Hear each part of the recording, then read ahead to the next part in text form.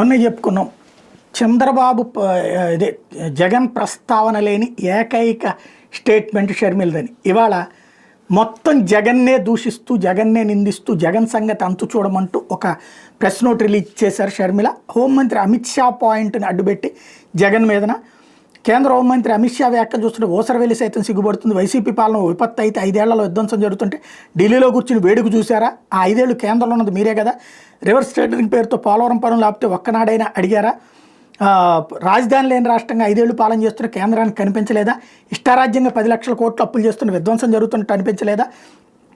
సొంత బాబాయ్ హత్య కేసులో ఢిల్లీ స్థాయిలో న్యాయం కోసం పోరాటం చేస్తుంటే కేంద్ర హోంశాఖ మంత్రిగా మౌనంగా ఎందుకున్నారు?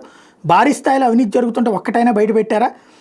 5 ఏళ్ల పాటు జగన్ గారు మీకు దత్తపుత్రుడు, ఆడించినట్టు ఆడే తోలుబొమ్మ, పార్లమెంటు మీ బిల్లులకు మద్దతు పలికే రబ్బర్ స్టాంపు, రాష్ట్రంలో సహజ వనరులు మోదానికి దోచిపెట్టే ఏజెంటు, మీ ఇష్టారాజ్యంగా 5 ఏళ్లు వైసీపీని వాడుకొని రాష్ట్ర సంపదను దోచుకుని ఇప్పుడు విధ్వంసం జరిగిందని ముసలి కన్నీరు కడితే నమ్మే అమాయకులు రాష్ట్ర ప్రజలు గారు.